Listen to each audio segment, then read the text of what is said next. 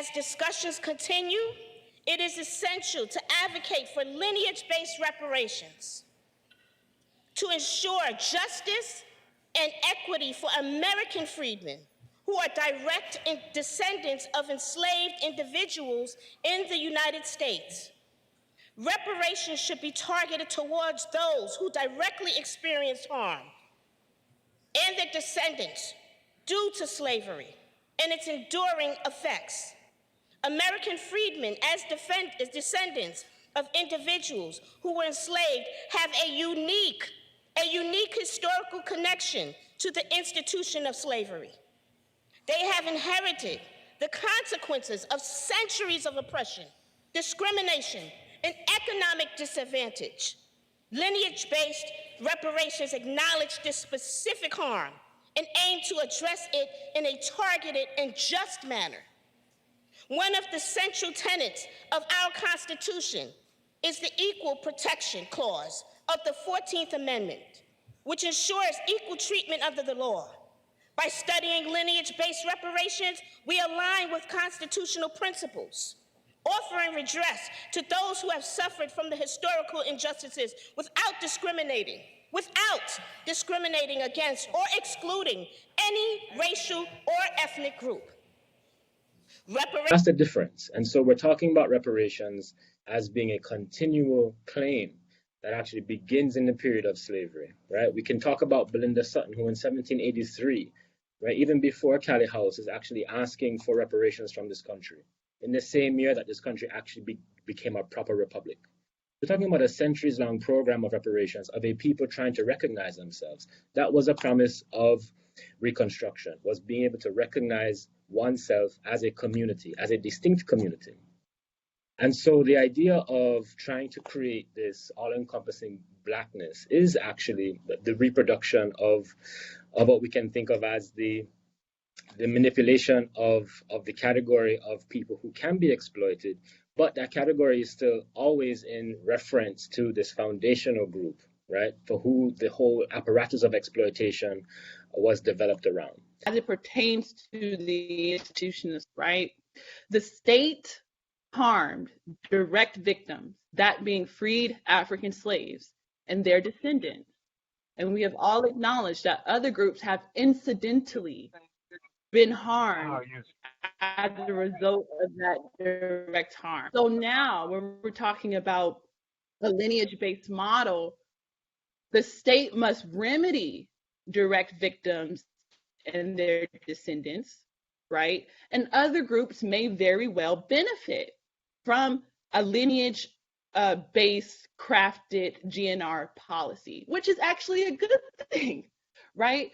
But the logic is that the state directly harmed these direct descendants and their victims, and thus the state must remedy specifically these victims and their descendants. And to the extent that people incidentally benefit, that's fine, but that's not in our purview to study and develop as a reparations task force. And I will say, if we vote outside of the motion that was very well articulated by member Scott Lewis and then properly seconded by member Montgomery Stepp, this task force ceases to be a reparations task force for the institution of slavery. It then becomes a racial equity and identity and racial profiling task force, to which that already exists. It's called the RIPA, and the DOJ, California DOJ, already gives them administrative support. That's a whole other task force. This is a reparations task force for the institution of slavery as it affects the freed African slaves and their descendants, right? I pointed to one of the major points in the statutory provisions, which is that of the apology. It's mandating the task force develop an apology on behalf of the state of California, not for all Black Californians on the basis of race or skin color. It's mandating us draft and craft a policy for freed African slaves and their descendants and nobody else. Thank you, Mr. Speaker. American freedmen, those persons who have at least one ancestor that was enslaved in the United States of America, who was emancipated in 1863 by way of the Emancipation Proclamation, or 1865 by the 13th Amendment to the Constitution, and have been despoiled their rights as citizens due to the badges, incidents, and vestiges of slavery.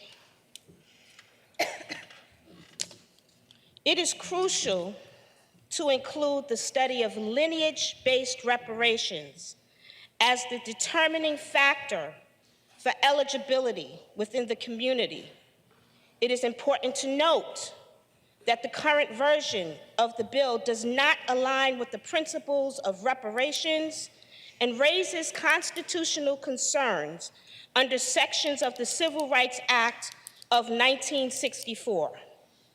Furthermore, the lack of support from prominent grassroots reparations organizations in New York, as well as the absence of public support, is evident and will further divide the community. Additionally, this bill does not properly address the intended recipients of the bill, which is the community of eligibility, specifically the American freedmen, descendants of persons enslaved in America. So what are we going to do?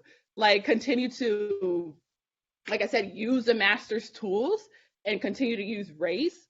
Or are we going to be like Isabel Wilkerson and understand that what we're facing in this country and in the state is much deeper than race? And in order to dismantle racism, you have to first address caste. You have to address the caste system that's built on the bones of these African slaves in the United States and their descendants.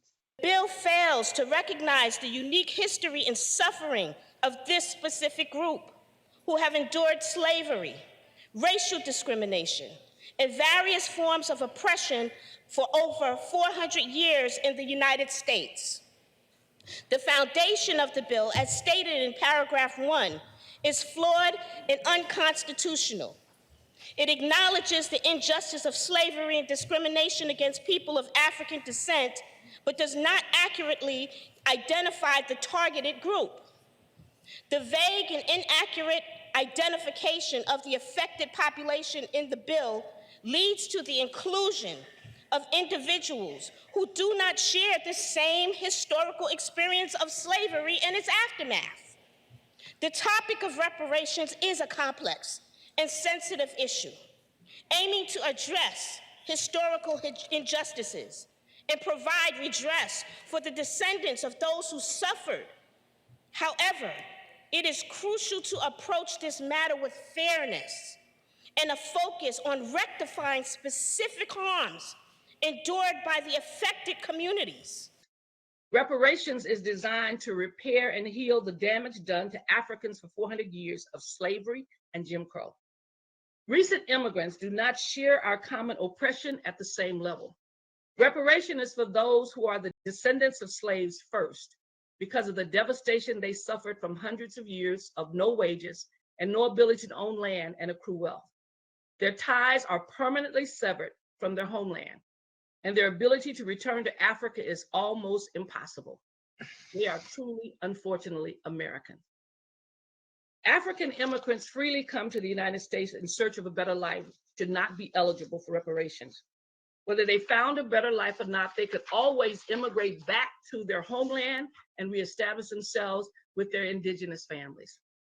The debate may continue, but there is one thing that I am very clear about.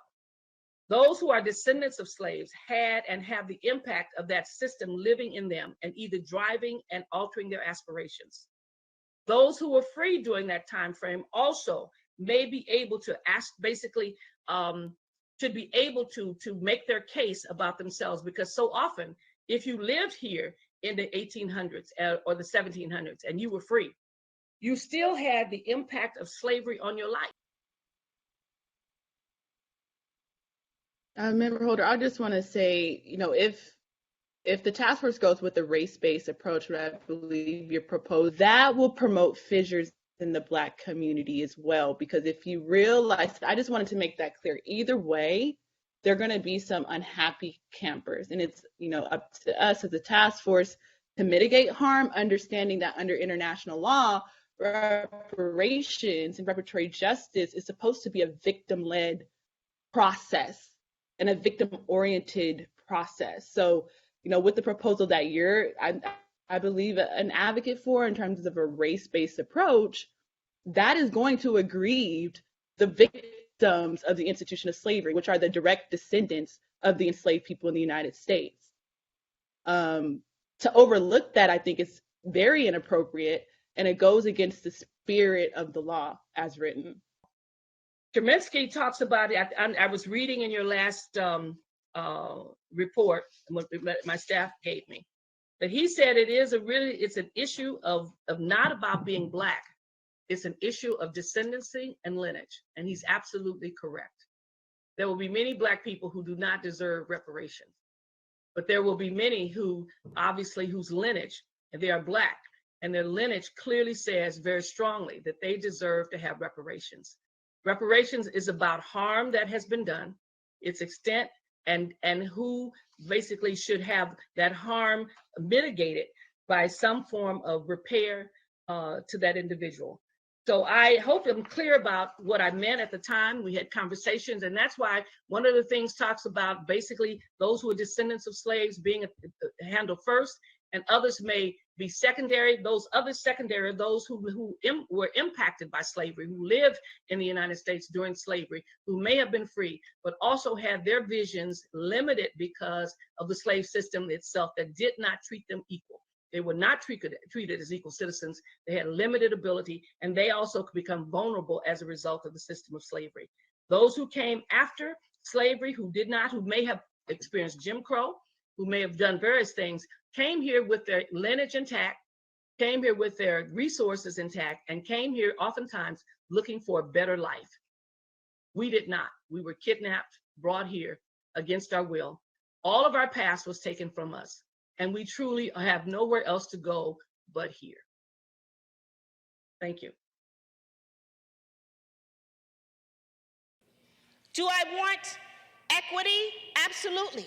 Do I recognize the persecution of a people within the Americas? Yes, I do. That's not what we're talking about here.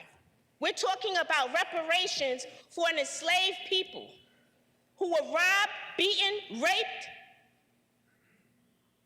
They don't have a flag to wave and go back to another country. Their history stops at a certain point where they can't even trace it. At some point, they didn't even have records of death. That happened here in America. And we want to deny just a targeted focus on a study that potentially repairs this damage? So if I come to this country and I came here 5 years ago, you're studying me too? Elon Musk is of African descent. Are we studying him too? Lineage-based reparations can help break the cycle of intergenerational poverty and provide a foundation for upward mobility. Such targeted assistance acknowledges the historical and ongoing struggles faced by this community and seeks to rectify them. While it is essential to recognize the shared experiences of diverse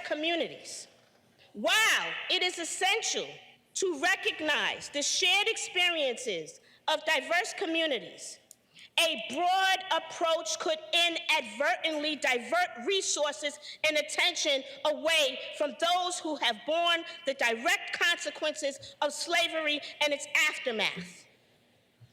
While it is essential to recognize the shared experiences of diverse communities, a broad approach could inadvertently divert resources and attention away from those who have borne the direct consequences of slavery and its aftermath. By focusing on the study of lineage-based reparations for American freedmen, We ensure that those who have suffered the most receive the necessary support and acknowledgement that they deserve. Receive the necessary support and acknowledgement that they deserve. In the pursuit of justice and equity, it is crucial to advocate for the study of lineage-based reparations, ensuring that the harms endured by American freedmen are specifically addressed by upholding constitutional principles, providing effective reparative measures, and preserving the integrity of the reparations process. We can lay the foundation for healing, unity, and a more equitable society. Let us work together to rectify historical injustices and forge a future that embraces justice, equality, and the dignity of all individuals. Gloating here, but I found it to be very much that I must have been on the right wavelength. I've said all along that the best expression of reparations should be lineage-based.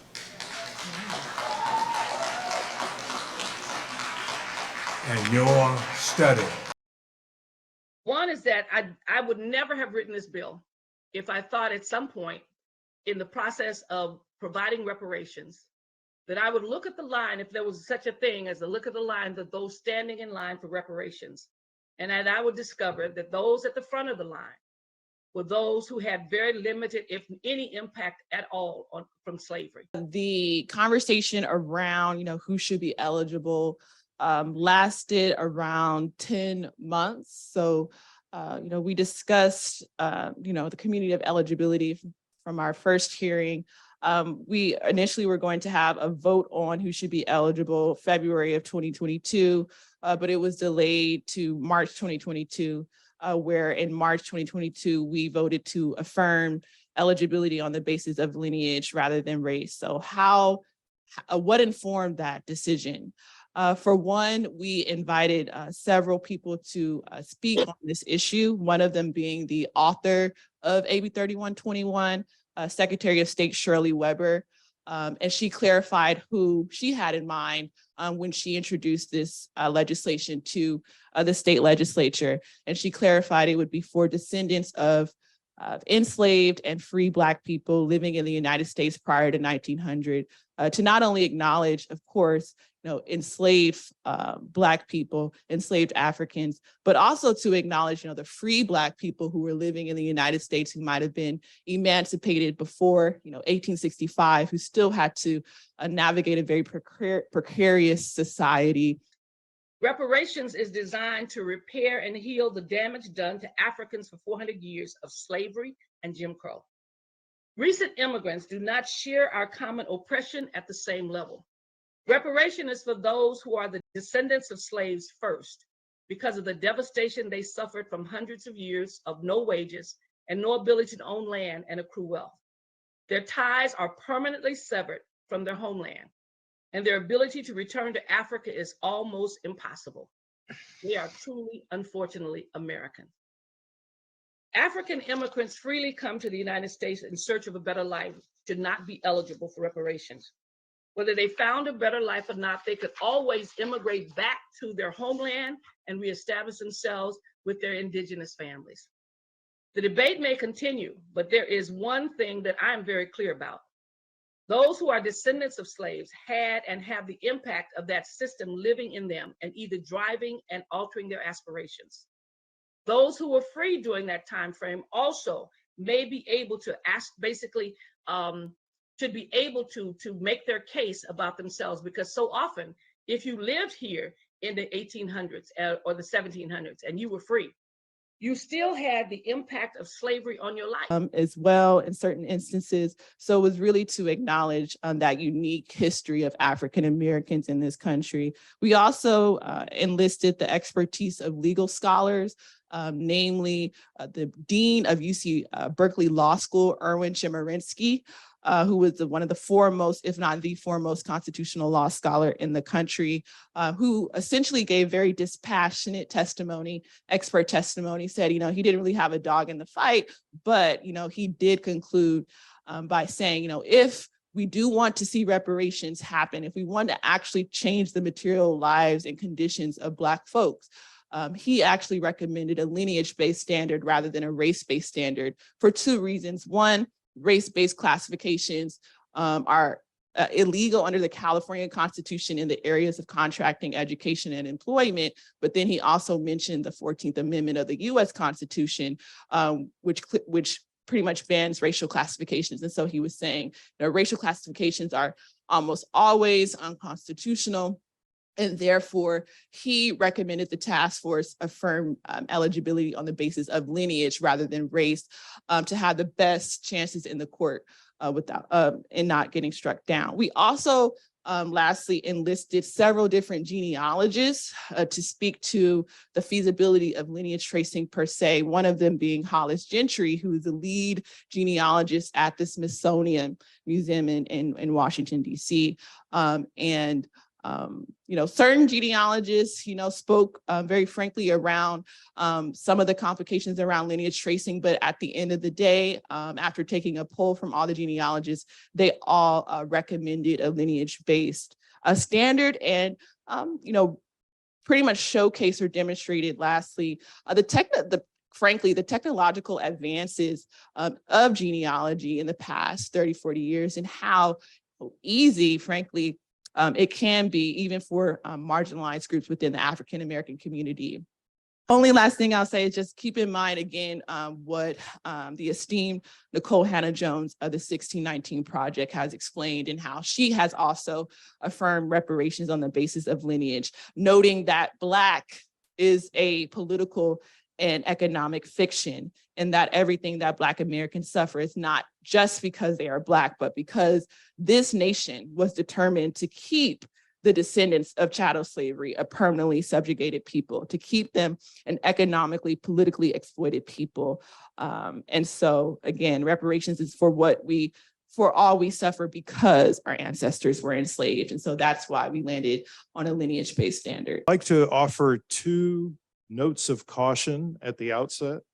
First, care and precision is essential in establishing eligibility for reparations.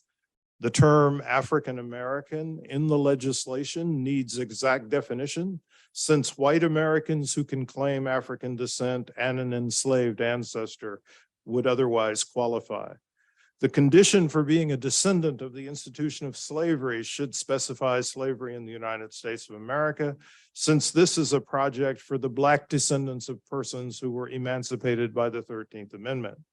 We recommend the following criteria. Eligible recipients must be individuals who can meet a lineage standard and an identity standard. Claimants must trace their ancestry to a person who was enslaved in the United States. Eligible recipients are individuals who have self-identified as Black, African-American, Afro-American, or Negro at least 12 years prior to the establishment of a reparations study commission or a reparations program, whichever comes first. Both criteria must be met. Okay, because obviously you're doing your job, you're doing it to the best of your ability. You're here we're all on the same page to establish reparations. We want, a specific debt paid to a specific entity by a specific entity. And myself, as a descendant of American freedmen bound in chattel slavery, a descendant of slaves, okay, I speak with supreme authority and righteous indignation on this topic because I'm still being harmed. So are my family and friends by the vestiges of slavery. Elected representatives always pushing hard to make the descendants of American slaves the mules for all other groups, including Black immigrants. This is ridiculous. My lineage does all the work, absorbs all the pain, suffers through all the deprivation, but when it comes to some kind of justice, some kind of recompense, we are supposed to step to the back of the line and allow Caribbeans and Africans to be prioritized. Taking this long to decide on something that should not even be a question in the first place is an insult. Now that I see how Pan-Africanism works, I am against Pan-Africanism. If a correction is for the descendants of American slaves, why does it always have to be inclusive? Correction is too good for just Native Black Americans, even though the slavery and abuse and reconstructional failure was exclusively targeted to us, not targeted to Black folks that just landed here voluntarily after the smoke cleared. Tired of this. Got to include Eskimos, Martians, bluebirds, and any African that just flew in yesterday that got his feelings hurt by a random policeman. Really? And he then somehow deserves slavery reparations here? No, he doesn't. Anyone that thinks that he does is wrong. Everyone on this panel understands that a race-based bill at this point is morally, legally, and constitutionally improper. If this were a Jewish American issue, there would be no question as to eligibility. There would not be this level of open disrespect. Everyone would respect the legalities and sensitivities involved. Everybody on this panel would stay on subject. As a special and designated group of people that built this country, we exclusively deserve that special respect, and we should not have to demand this. Are quite sophisticated because these are people that understand that they have been the burden bearers of generational poverty and being permanently placed as a bottom caste. I strongly urge this task force to reject any race or harm-based tiers eligibility proposals. Race-based legislation is illegal and unconstitutional in Florida and federally. For any harm-based, lineage-neutral legislation, it opens up reparations to anyone of any race, and it allows the opportunity for our righteous demand for justice in this nation, the nation that our ancestors built, to be denied because of legal barriers, legal technicalities. Lineage-based eligibility is the only way this can work. Please do not jeopardize justice for a people who have been oppressed for over 400 years and have been fighting for reparations for over 150 years because of your personal ideology and worldview. Making the community of eligibility race-based harms Black America as a whole, harms the federal push for reparations, and even jeopardizes the global fight for reparations, because we will not succeed if this is race-based. We have a once-in-a-life opportunity to get this done and get it done right. Many did not think we would even get this far. It would be a travesty and betrayal to throw everything away simply because some people may not be included. Where I was born, multiple times taking his family of 9 with him because of some of the injustices that we're talking about compensating today. Specificity matters and lineage matters. Otherwise, you don't have reparations, you have a program. In any case, I'll continue with the statement that was prepared to say that I stand with my community of descendants, and I strongly urge this task force to vote for lineage-based reparations. I want to start by saying it's complicated comments yesterday were so discouraging and just untrue. It's not a complicated thing to pay people the debt they're owed. We know who it is. We know how to trace our lineage. This is about lineage and cities and the people who have been affected, atrocities, not people of color who immigrated here. I wanted to start by addressing an issue that I see arising in the Black community, an issue of what I consider lineage phobia. I define lineage phobia as the fear of a group that has a specific lineage. In this instance, one of those whose families descended from chattel slavery. This phobia causes people to attempt to make Black people a monolith and intentionally or unintentionally deny them their specific reparations by the US government. It's a form of erasure. Those with lineage phobia mask our suffering and pain by saying we are all Black the same, and attempt to all lives matter or all Black matter our specific justice claim. Dr. Weber made it very plain who the recipients of this reparations bill that she wrote must be for. Dr. Weber further stated that she would help various groups with their specific justice claims, but that this claim is a specific one. I come to you today as a representative of my community that no longer has a voice. I also come as a representative of the Williams family, not the Williams family in the South that owned plantations, but the Williams family in the South that were enslaved and built the foundation and wealth of this nation. I was there when we were brought to America on slave ships. Yes, I picked cotton, was beat, starved, and had a little rest. I was separated from my family. I endured Jim Crow, redlining, black codes, lynching, and a long list of atrocities. If you wonder how I endured those things, it's because the DNA of my ancestors currently run through my veins. If I didn't endure all of those atrocities, I wouldn't be speaking before you today. As the manifestation and representative of my ancestors and living family, so fight I. Reparations now for the descendants of chattel slavery. Thank you.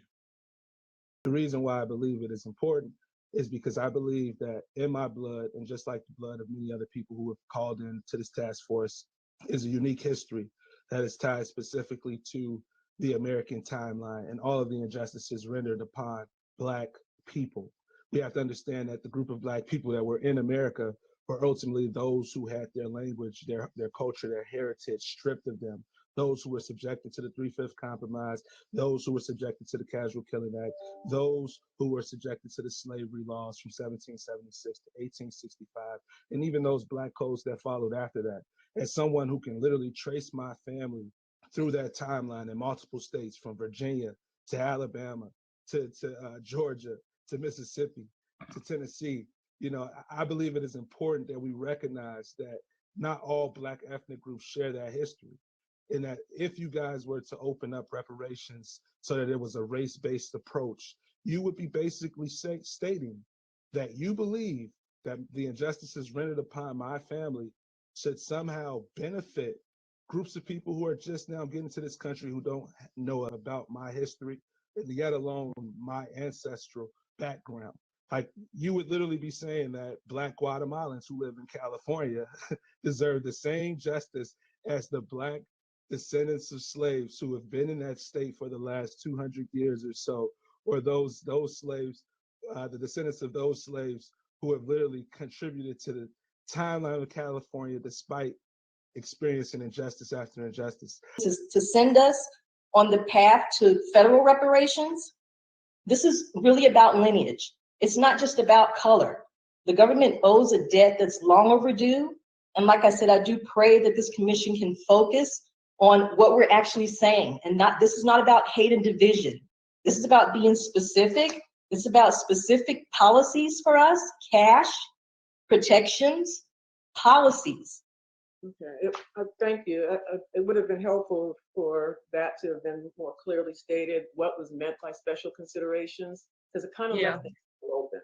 Well, one of the things as we were ending the bill, meeting the deadline, this piece was added on at the end to make sure that others could be considered, because there was a concern that those who basically lived through slavery but weren't slaves had impact on their lives.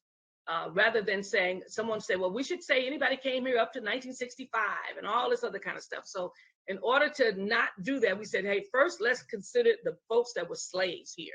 And then secondarily, we'll look at those who had that slavery had an impact, a direct impact. And maybe we should have said direct impact. And not just because everybody who lives here is affected by some aspect of slavery. But it's different depending on how you come in here, where you come from, and those kinds of things.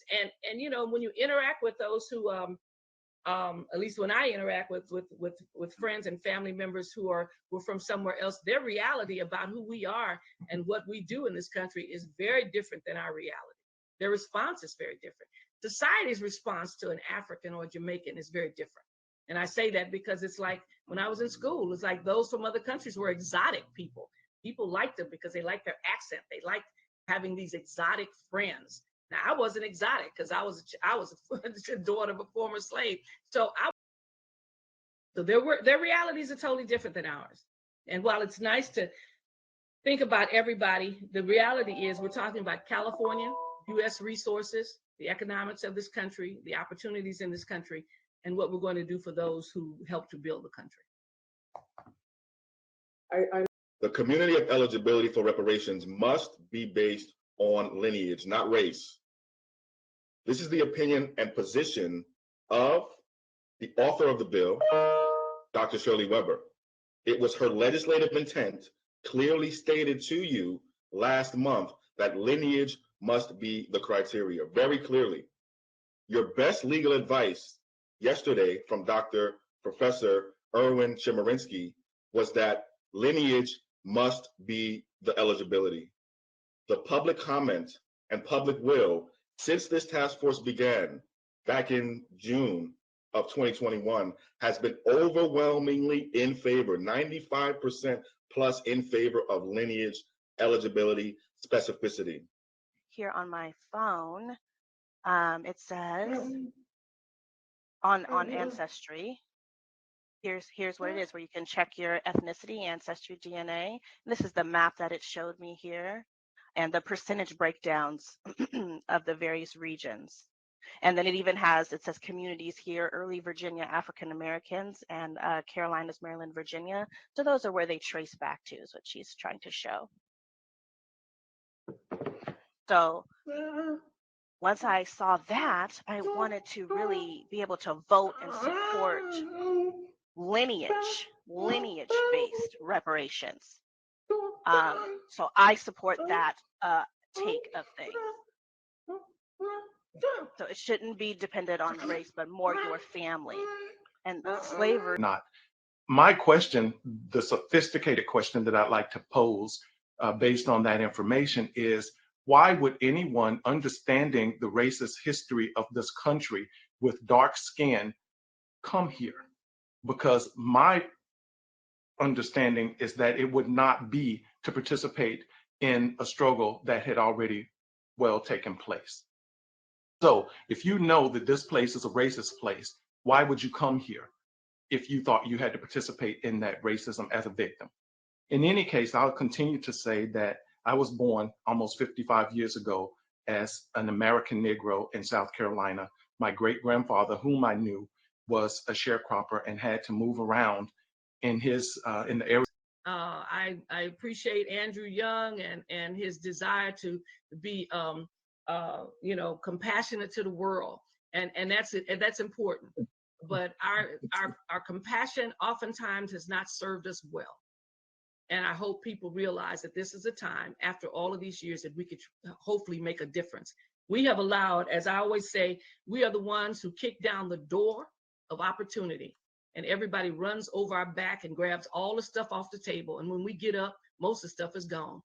That is the reality of all of our movements in this country. And we care, and it's good that we have compassion for everyone. But every now and then, we have to be basically not selfish, but surely interested in making sure that we actually solve the problem that we face, and not find ourselves another 100 years from now talking about the impact of slavery. Okay. Thank you. War. It is not something that goes to quote unquote all Black people, because when you look at the people who were lynched in those disgusting lynching postcards that were used and here in the United States of America and were often kept as souvenirs, it was not all Black people hanging from those trees. It was freemen, those who are descendants of the 4 million people who were enslaved by the American government. It is not something that includes any other group besides people of those lineage. Now, I find this is such a hard thing for everyone to understand. It should be very clear that there has been a group who from the very founding of this country has been terrorized and disenfranchised, and it is our time to be repaired. And I think California is leading the charge, and hopefully it can influence the rest of the country and we could get something done federally. The reparations claim should go directly to people who are owed the 40 acres and the mule and their descendants.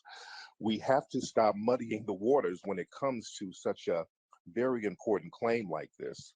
We should not open the doors to giving reparations to everybody based on mistreatment, as one caller said earlier, because that will muddy the waters and we'll be right back to square one. Can you hear me? Yes, we can. And all the accrued disadvantages since the signing of the emancipation should be the ones who inherit the repair. The slavery that a Jamaican descended person experienced in Jamaica is irrelevant to the justice claim Black Americans are fighting for in this country. We understand there are multiple countries who have valid justice claims that they could and should fight for, and Black Americans, American Negroes, American descendants of slavery, or sons and daughters of freedmen stand strongly in support of them, building those claims. But therein lies the issue. These people have to do the work. It is unfathomable to think that someone who got to America in the 80s, 90s, or yesterday should be able to hijack Black American history for gains meant to repair a harm they are not connected to. It is also outrageous to think that Black Americans must be attack dogs, pit bulls, or mules for the justice claims of other groups. Black America is not interested in the NARC and in COBRA Pan-African understanding that all Black is flat Black. Thus, Black Americans have to be the tip of the spear for everyone's fight while sacrificing their own. I just have two quick questions for you. The first question is, I'm trying to reconcile what you've shared today with what is in the AB 3121. In particular, there's a phrase in there that trips me up. And the phrase is under Article 2, and it says that the task force to study and develop reparations proposals for African Americans with a special consideration for African Americans who are descendants of persons enslaved in the US. What does it mean, a special consideration? Because for me, that opened the door to, particularly because later on, in the bill, it talks about the lingering negative effects of the institution of slavery, which are all of the different forms of structural racism that anybody Black in this country deals with. So how do I reconcile that? Well, as I said in some of my comments earlier, that there's no question that those who were actually slaves in this country should be considered first. If there is any, if you're going to rank them, that they are the ones who had the most dire impact. It also says that there are some of those, as I said, who had an impact in slavery because they lived here during slavery. They were folks who lived here, who came here. Some of them came in indentured servants and then were turned into slaves. Some were allowed to go free, but those people had their lives also directly impacted. They did not basically operate as a regular citizen in the United States. They were, some of them actually worked alongside the slaves in the various plantations. Some of them could be kidnapped and taken back into it. So I said those who are actually the descendants of slaves who could not move about, who had no mobility, and who were owned and could be, things could happen to them, but who were actually owned by somebody in this country should be the ones who basically are the first and given the first consideration for any reparations that we do. Then those who were secondary would be those who lived, who still had an impact. Slavery had an impact on their life because they lived through it. They could be captured and taken into slavery. They could be beaten in the streets and had to basically alter their existence as a result of the system itself. Those of you who study the history of this country know that those who came here initially as indentured servants came as regular folks, but as the slave system developed, they became second-class citizens. They couldn't be out at night in the dark. They couldn't assemble. They couldn't, those individuals had their lives completely limited. They couldn't sit in the first row of the church. We know that with the churches that developed and all those kinds of things. And life was so bad for them that they had conventions every year to try to basically fight the slave system. And they argued on its behalf because of what the things they were suffering. So those folks had a direct contact with slavery. Slavery was a part of their life. It wasn't something that they read about. It wasn't something that in 1920 somebody comes here, Marcus Garvey comes here from Jamaica, and he hears about it, he learns about it, and those kinds of things. It was not that kind of thing. They actually were the victims of the system themselves, where they may not have been enslaved. They were the victims of it, and they had their opportunities and their visions altered as a result of it, and could actually have all of their resources taken away from them. I'm dealing with what the United States responsibility is. If we decide to solve all of the problems around the world, we will probably get 50 cents each. And that will be the end of it. I think those in other countries should also be dealing with the countries that they came from, that they put their labor in. You know, we look at the fact that we work for free in this country for over 100 years and continue to work and built this nation. And so that is important. And there's no, it doesn't diminish the impact of Africans in Jamaica, as I've been to visit there, and Brazil and the Caribbean and you know, just I've been to most of the countries, and it doesn't. And each one has a different sense of legacy, a different system, and their country owes them things, and many of them are the majority in those countries. And I think if we set out to try to solve the issues of people from other places, we will find ourselves with very little. And that's why I said I would hope that the perfect would not be the enemy of the good, that we would try to solve every problem that's out there and find ourselves with a group of people in this country who built this nation, who work for free in this country, not able to basically find any sense of reparation as a result of it. So I'm not in favor of opening up this to all kinds of folks, because I think if it gets too complicated, the history and the rationale for people coming to this country is very different. And those who came here thought it was a better system than where they came from. And it may be true. You know, I have students from Haiti who came to the United States. They thought it was a better system, but they still have relatives and family members in Haiti, and they still have a lot of lineage and history in Haiti. So I'm not into, this is really about the American system of slavery and those who helped build this nation, and what this country owes them as a result of us building the largest and the strongest nation in the world, period. Not every